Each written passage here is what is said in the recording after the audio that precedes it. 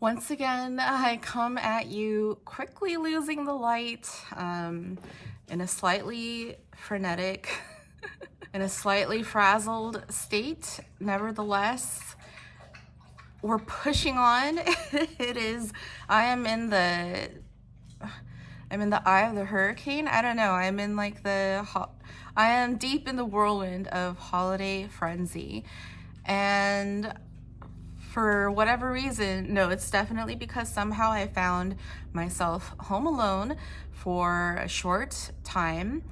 And I, many months ago, hit 1,000 subscribers. There's over 1,000 of you. Yay! Welcome to my very messy mind that loves to read many varied books and talk about them with you on the internet. And tradition decrees that we do a Q&A, so let's go. One of my recent, oh my god, my eye is twitching too, so if you're able to see that, good on you. One of my recent booktube obsessions has been the Disco King. If you haven't been following him, if you don't follow him yet, go follow him. He recently hit 500 subs and he did a Q&A and he hit 500 subs and uploaded his Q&A way after the time that I said I'm doing my Q&A. So I had it in the back of my mind that when I see his Q&A upload, that's my cue to go, oh shit, I need to do mine ASAP. So here we go, let's do this.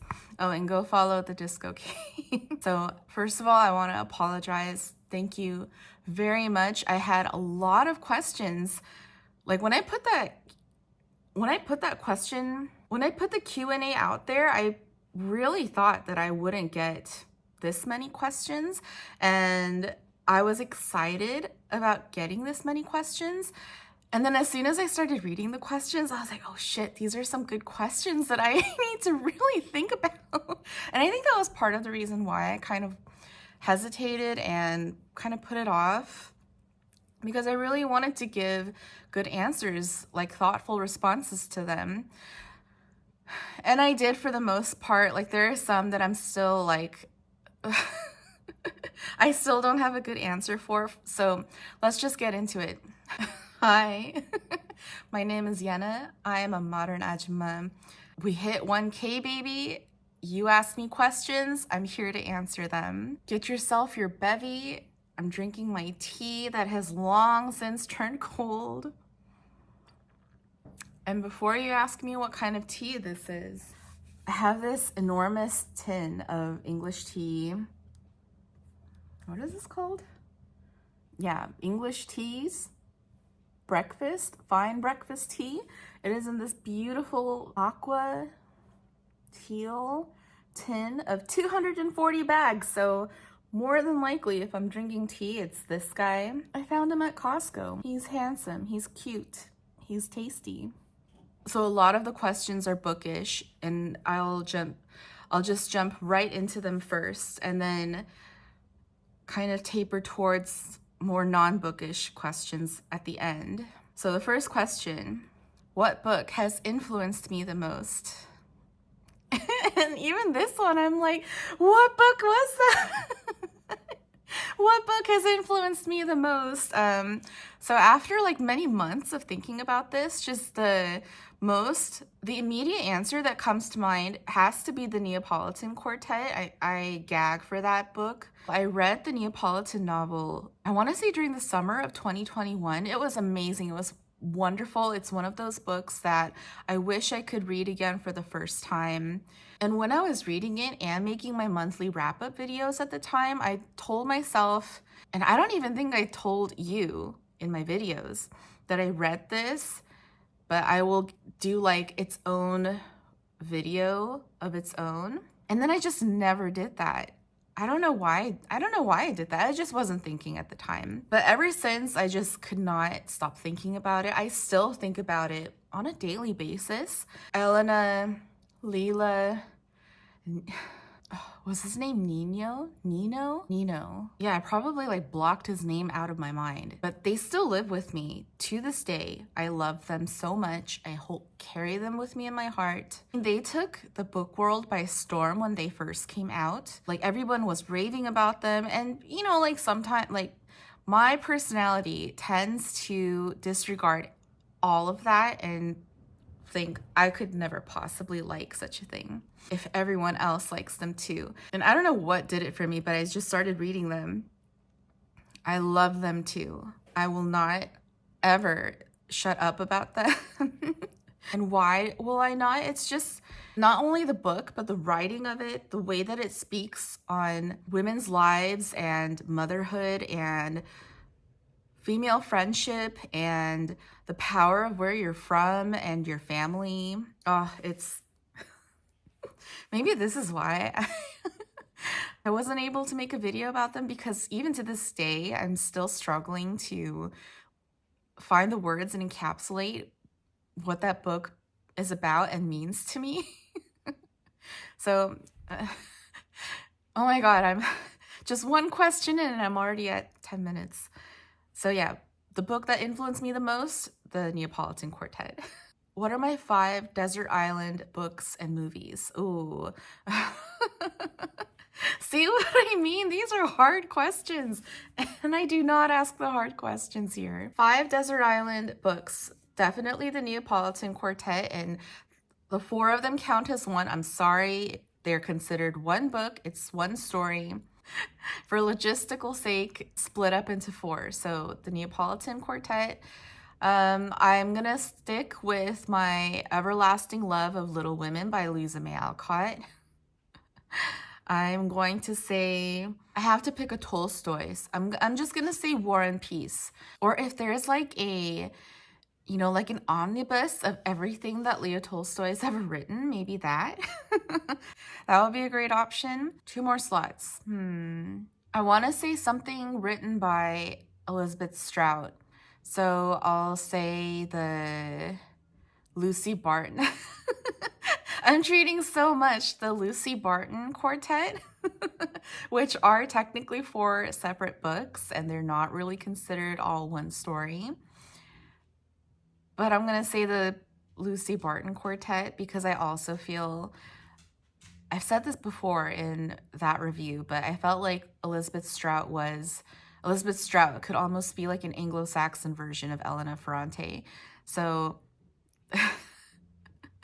so the Neapolitan Quartet, the Little Women, and like an omnibus of Leo Tolstoy, and the 4 books from Elizabeth Strout, the Lucy Barton Quartet, and oh my God, I'm just gonna say Foster by Claire. One short story, and this is the power of Claire. What the fuck is her name? Claire Keegan. Foster by Claire Keegan is the 5th one. That's how powerful her short stories are. Okay, and so 5 desert island movies. I Am Love, directed by Luca Guadagnino. Prime, directed by Ben Younger, which is such a random like 2000s like rom-com that stars Uma Thurman and Meryl Streep and Ben, oh, what the hell is his name? Brian Greenberg. Love that movie. Last Night, directed by Massey, how do you say her name? Tajidin. But another 2000s movie starring Keira Knightley and Sam Worthington and Eva Mendes and Guillaume Canet. It's maybe like my favorite New York movie. Okay, 2 more slots. What do I have on my letterbox that... No, letterboxed. I just want... Ooh, and... the Lord of the Rings trilogy, extended versions, of course, and the Before trilogy. Yeah, I have to, musts. What were some of my favorite books growing up? I really loved the American Girl series. My favorite was Kirsten, who was the 19th century pioneer girl from Sweden who settled in, was it Minnesota? And I was obsessed with wearing like ankle boots and like Scandinavian culture. Even though like I want to say, even though maybe the most popular one was Samantha Parkington, and I do love Samantha. She's an only child. I'm an only child. Yeah, I just loved Kirsten. I had her. I'm all over the place today. I'm recording on my phone. I have my iPad with the questions and I have my laptop up. And then after the American Girl series, I got heavily into the Dear America series and the Royal Diary series. And so I was just a big historical fiction girl, I guess. And then I just went straight into the classics because I think they go hand in hand, and Little Women was my jam. I wanted to be Jo March. I wanted to be a writer growing up, but I also read some like lit fic thrown in here and there, as well as a lot of nonfiction as well as biographies and autobiographies and memoirs, especially like celebrity memoirs or like political memoirs. So really the things that and manga, of course, and art books. So basically, and my God, and cookbooks. So basically growing up, I generally read the same things, the same kind of genres as I read now. So I'm the same damn dog. What are my go-to book recommendations? So in general, sometimes I get people asking me for general book recommendations, and if they're not like, if this is an IRL situation and either I don't know the person very well, or I know that the person is not like the biggest book person, like they don't make books their entire personality as we do, I would say East of Eden by John Steinbeck, and I would give them the disclaimer that though it's a thick boy, it's incredibly immersive, the characters are insanely memorable, there's a lot going on, there's beautiful writing, and it's a fun ride. And then if I know that they're a bookish person, or if they're a woman, or if they're just feminists in general, then not everybody be that way, but if they're like feminist leaning, and or they don't really want to read a book by a man, by a white man, A Manual for Cleaning Women by Lucia Berlin, because it's also got some stunning prose, it's short stories that all tie together mostly by like mood, and it's another like more female version of the American life. What is the most underrated classic? I wish I read like all the classics. I haven't. I don't even think I've read like half the classics really at this point. And I'm trying to get back into them. There's still a lot of like really big ones that I have never read. However, I recently read Excellent Women by Barbara Pym. And I would say that one because I don't really hear very many people talking about that one.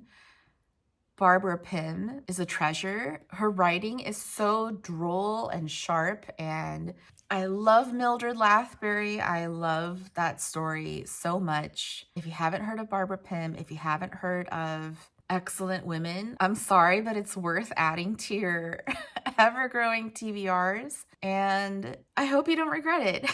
What are some books that have changed the way I see and move through the world? Oh, this is another hard question. And so far, what I came up with was, and this is a little weird, but please follow me, War and Peace by Leo Tolstoy. The way that Tolstoy writes about life, about our human existence on this earth, just moved me and helped me move through the world. And Howard Stern's Howard Stern Comes Again, which is a book that he wrote in 2019 that is like a compilation of all of his celebrity interviews that he did over the years, and how much psychoanalysis therapy helped him perceive his own life and his own history, and how much it influenced the way he moved about the world going forward was really impactful. But like specific interviews, like oh my God, this is what happens when you get old and you Oh, when you see the face, but you don't remember the name, Ronan Farrow. His interview with Ronan Farrow, and just like several others, not just one, but several interviews. Oh, and Anderson Cooper, hit their interviews, the things that they've seen, the stuff that they know, all the crap that they've been through and have seen, and still they remain hopeful. Like, that was world shaking to me. That was mind blowing, and it just gave me zero excuses for dwelling in my own pathetic, petty complaints, and it just gave me a better attitude on life. Books that have surprised me.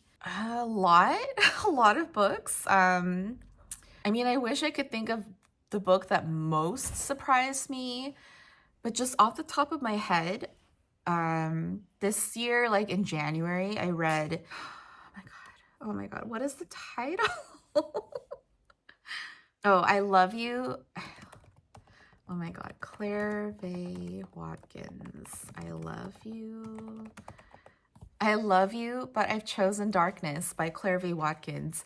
I will get more into it in my like best books of the year video, but like favorite books of the year video. But when I read that book, I had nothing akin to the protagonist, to any of the people involved in that plot, to that whole world. But I was so surprised at how much it resonated, how much I saw myself in. Just I was really surprised by how much I love that book. I mean, the writing is amazing. That book is amazing. And you know, in general, like if you look at the books that I read as a whole, they're all kind of, even though they're varied in genre, they all are basically like me. And my favorites tend to be books that, and I struggle with this, and I am trying to address this within myself, but they're all generally about like upper middle class people, well educated, of a white or Asian ethnicity. And I Love You, But I've Chosen Darkness is not really about those types of people. And the degree that I loved it that much surprised me. Like it really has nothing to do with Breaking Bad, other than maybe they're both set in like the same southwestern states. But like, I really don't like and part of the surprise to me is I really don't like Breaking Bad. I tried to watch it past like the second or third season, and I just refuse to at this point. A show should not take 3 seasons to just start getting good. And I know that many people consider that show to be like one of the best shows ever made. But I Love You, But I've Chosen Darkness kind of makes me think of Breaking Bad, maybe in terms of like the effect that it has on people, or like the power that it holds with people who are perceived to be powerless. Either way, I made the connection, and however tenuous it may be, and it surprised me so much that a book that reminds me of a show that I really dislike had that power to like essentially be the best book that I read all year. I'm losing the light. I am barely starting this long list of questions, but whatever, we're doing it. Let's keep going. What are some blurb buzzwords that sell me on any book? Oh, this is another question that had me thinking so hard. And I kind of was, so like a couple other booktubers have called for Q&As. Like Nathan had a Q&A because he hit 2K. I hope you're all following Nathan Snook. I'm sure you are. Sophie, Bibliosophie, had like a 2,500 sub Q&A. And when they called the questions, oh, no, George, get off the sofa. So when they called out for their Q&As, like I kind of snuck this question. I think I kind of snuck this question to see what their answers would be. Oh, and definitely when I was asking the Disco King my questions, this was definitely one of my questions for him to see what he would have to say. And you know, I'm still stuck at the same answer. Basically nothing. Like blurbs are all marketing. Marketing has so much power that I'm trying really hard not to give. And I've fallen for some blurbs before. Like generally, I put more weight into who is giving the blurb than the blurb words. And I shouldn't even be doing that, and I'm trying not to. Because I've fallen for that before. Like Anne Patchett blurbed for the book Groundskeeping by Lee Cole. And I don't even remember what that blurb was, but I just remember it was Anne Patchett. The blurb was incredible. I bought like a new hardback copy right away, just on that alone. And then I read it, and I really, really disliked that book. It was like one of the worst books I read that year. Like I really disliked the tone and the POV of the of the writer.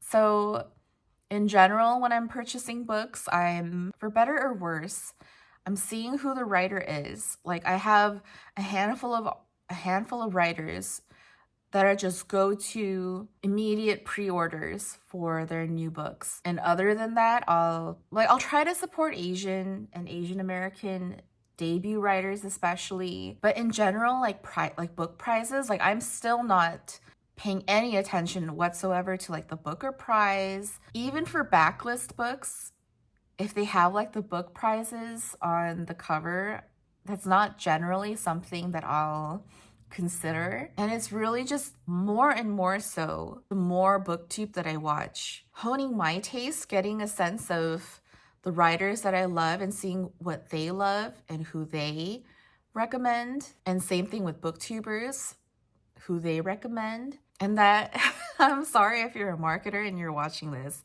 as I'm sure that would just make your job that much harder. But this is why booktube is so incredible. Like book social media as a whole, it's been such a game changer.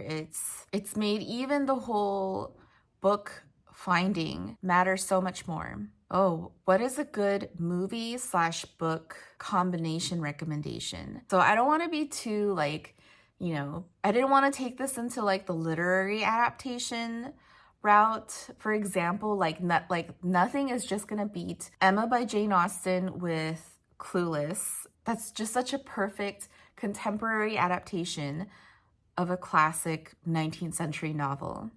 Or even like more recently, Tar, the movie with Cate Blanchett. Like that is, like a contemporary adaptation of Dostoevsky's Crime and Punishment. But I'm trying not even to think in those terms, because if I'm anything, I will take the most far reaches and make them connect.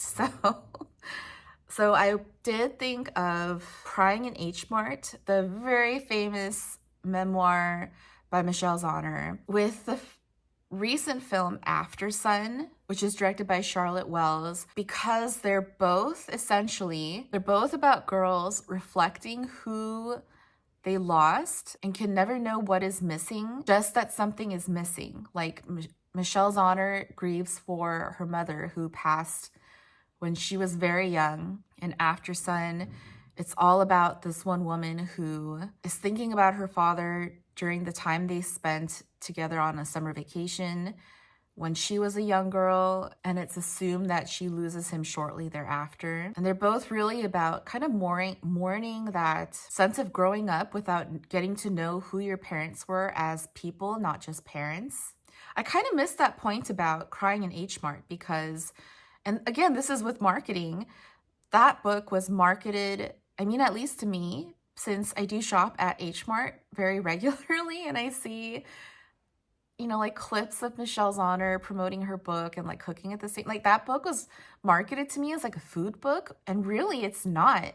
And really both that book and that film are about becoming an adult and feeling lost within yourself because you don't have your parent who you are a reflection of, but because you never got to see them as people themselves, you're always going to question who you are as a person and what part of you is molded after your parent. I really liked both the book and the movie, by the way, if you haven't read or watched either. Fuck, Marry, Kill, book edition. There's another question that I was asked and I was like, fuck, what should I answer? And then I also probably asked these other booktubers to see what their answers would be. But so far I came up with I would fuck Sally Rooney because for fuck's sake, let's finally reach a climax. I need to be satisfied with her. I would marry Madeline Miller because I want her to wife me forever. She just tells the coziest Greek myth retellings. Love them all. And I would kill Roald Dahl because he was a size queen. He was a label maker. He was the Karen of children's lit. I got like a box set of Roald Dahl books for my kid, and we've been reading through them, and every single one I'm like, this book is for kids, this is for children, we want children to emulate this stuff. No. What is my biggest literary hot take? Originally I thought it was perhaps my dislike of Sally Rooney, but I really think that that's a generational thing, if anything. But over the year, I'm getting this, especially after talking with Biblio Sophie when I met up with her in New York this summer. I get the sense that it's the fact that I refuse to DNF books. Like, I'm not going to DNF a book because if I've already come this far, or if other people have read this book, I'm not going to be the one who did not read it. I won't let you take that from me. And I know that for the most part, I think most people think that you should feel better about DNFing books. And I mean, yeah, if that's you, why not? But just personally for me, so here's the thing. I generally tend to know within like the first page whether or not I'll like the book. And even if I dislike it, I refuse to DNF it because I don't think that we should like every book or have every book resonate with us. Like we learn with everything. And that's basically the biggest reason why I don't DNF books. Okay, and I think from here on, we're getting into the non-bookish questions. So what is my favorite Ina Garten recipe? I have made her lasagna recipe ever since it came out, her meatloaf recipe, her chocolate chip cookie recipes. They're just my go-tos. Ina Garten for me, I mean, obviously I did not grow up very American. Like I grew up in a very Korean household. I still mostly cook Korean food to this day, even though I have a very white American husband. And so growing up in such a non-American, non-Western household, reading her very traditional, very white American cookbooks was so comforting. It was almost like a fantasy, like reading a fantasy world that I could escape to and pretend I was this like perfect traditional not waspy because Ina is Jewish, but you know what I'm trying to say. That was just so comforting to fantasize that I lived in a world where I came home from school to homemade cookies fresh out of the oven, meat and 2 sides for every dinner, Oscar parties thrown every year with classy hors d'oeuvres on silver platters. Oh, I still hold that fantasy deep in my heart because I don't do them either. Now that I'm a mom.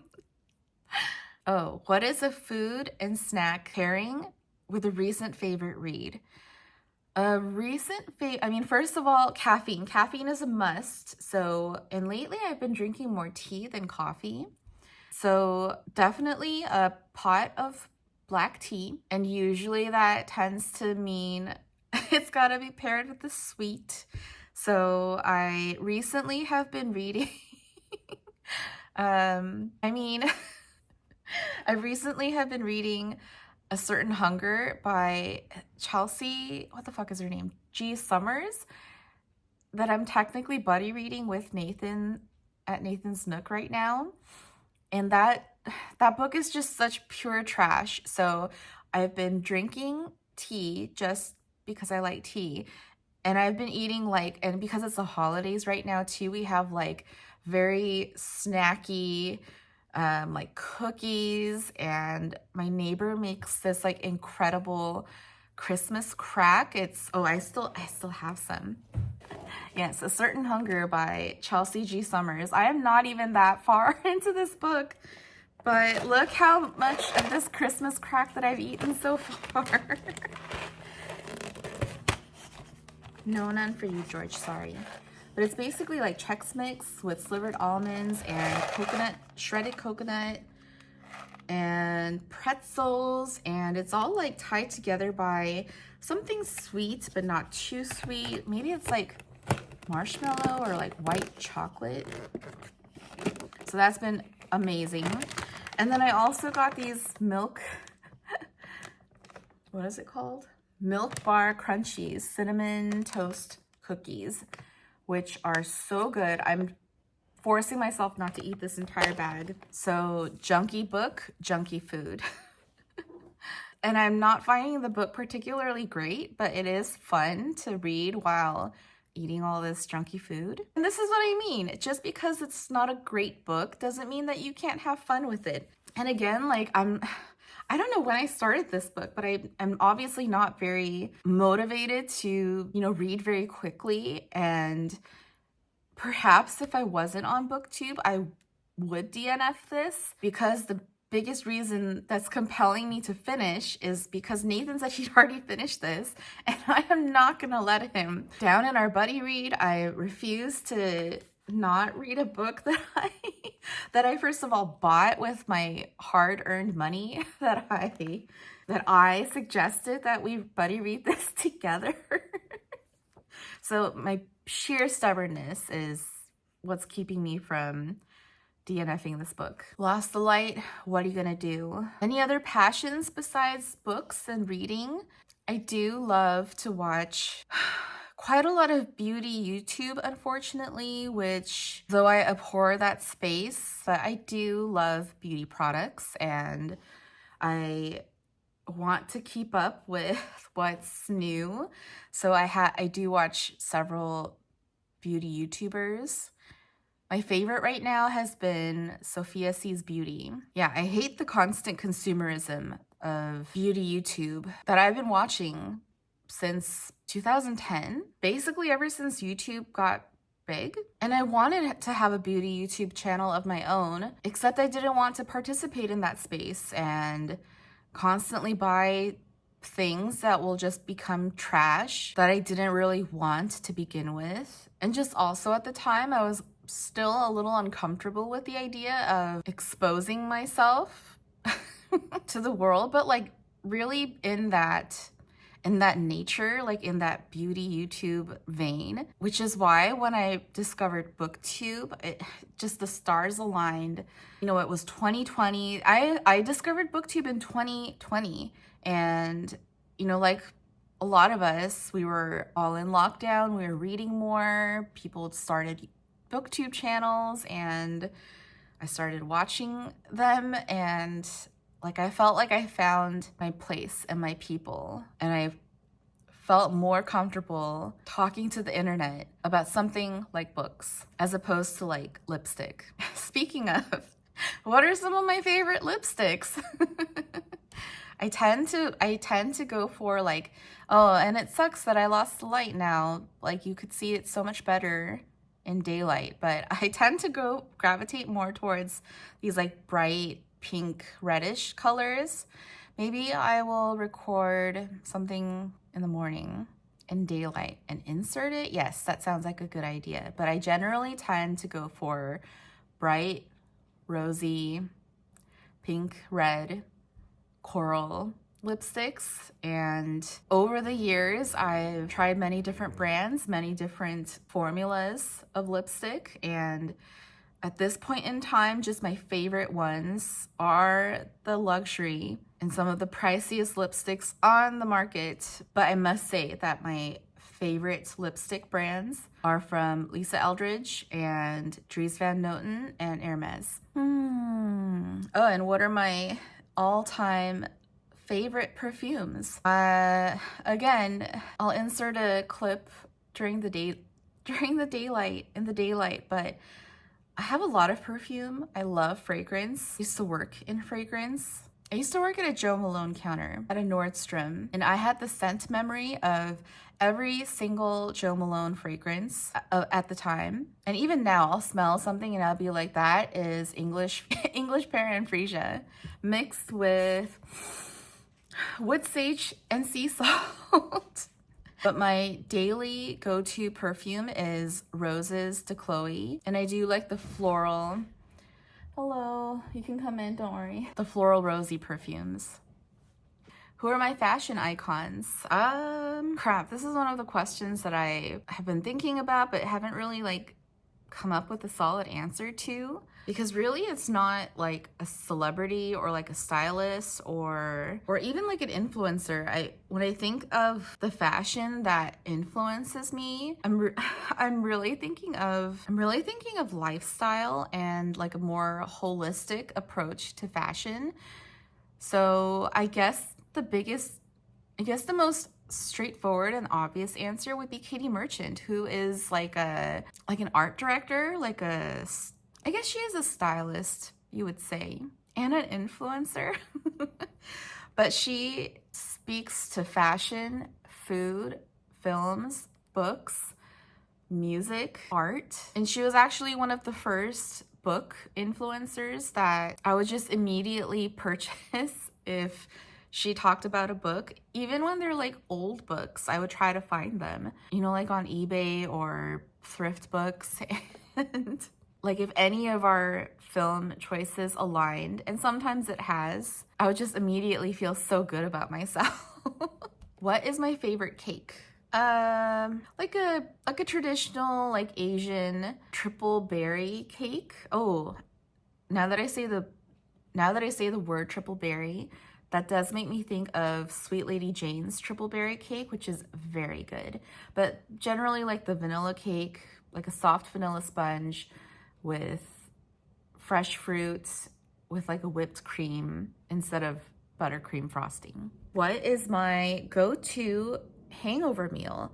Pho for breakfast, nothing else. What is my boba order? It generally depends on which boba shop that I go to, because each one is good for its own thing. But generally I'll get like a classic milk tea with half and half boba and pudding. What is my Astro Big Three?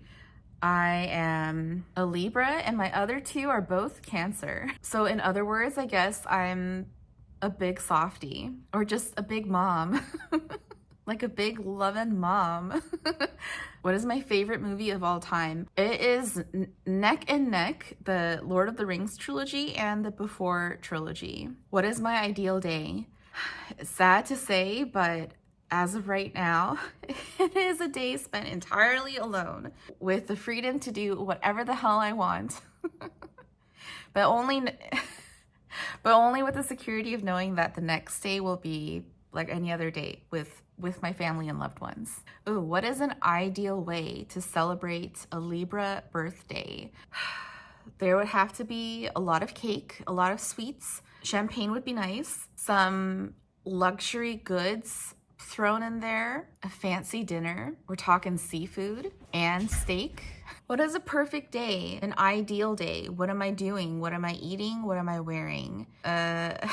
I mean, I'm gonna be brutally real. I'm gonna be wearing either nothing or house clothes. I will be at home because I love being home. I love my house. I am a total house cat. I am eating whatever the fuck I want.